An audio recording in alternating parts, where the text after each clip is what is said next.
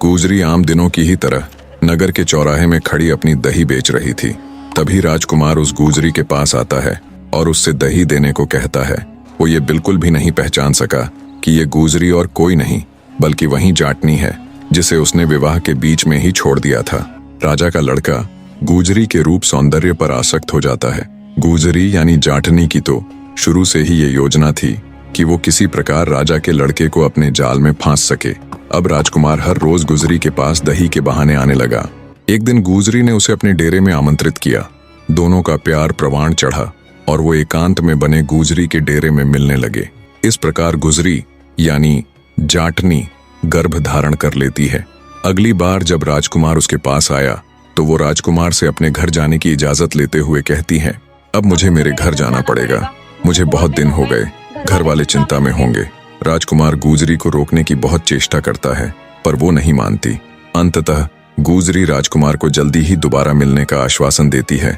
उसकी बात से सहमत हो राजकुमार उसे निशानी के तौर पर अपनी अंगूठी निकाल कर देते हुए कहता है, अब की बार जब तुम हमारे राज्य में आओ तो तुम्हें कहीं बाहर ठहरने की आवश्यकता नहीं।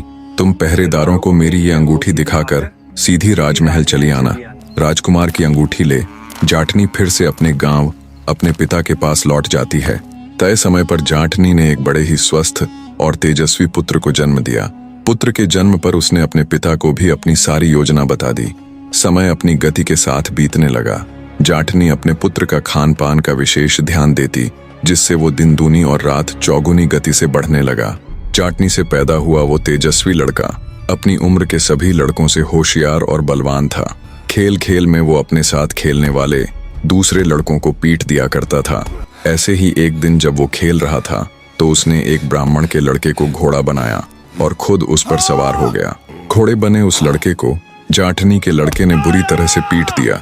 रोते चिल्लाते ब्राह्मण का लड़का जब अपने घर जाकर अपनी माँ को सारा माजरा बताता है तो उसकी माँ जल भुन उठती है। अत्यंत क्रोधित होते हुए वो जाट के घर जाती है और जाटनी पर बिफर पड़ती है। छिनाल कहीं की, ना जाने किसका लड़का लाई है। गांव के सभी लड़कों की नाक में दम किया हुआ है। मन आया उसको पीट दिया, मन आया उसे मार दिया। हरामी कहीं का। गुस्से से भरी ब्रह्माणी जब ये बातें जाटनी को कह रही थी तब जाटनी का बेटा भी सारी बातें सुन लेता है। उसके तन बदन में आग लग जाती है। ब्रह्माणी के जाने के बाद वो गुस्से से लाल पीला होता हुआ अपनी माँ के पास गया और बोला, या तो मुझे मेरे पिता का नाम बता अन्यथा मैं तुझे मार डालूंगा।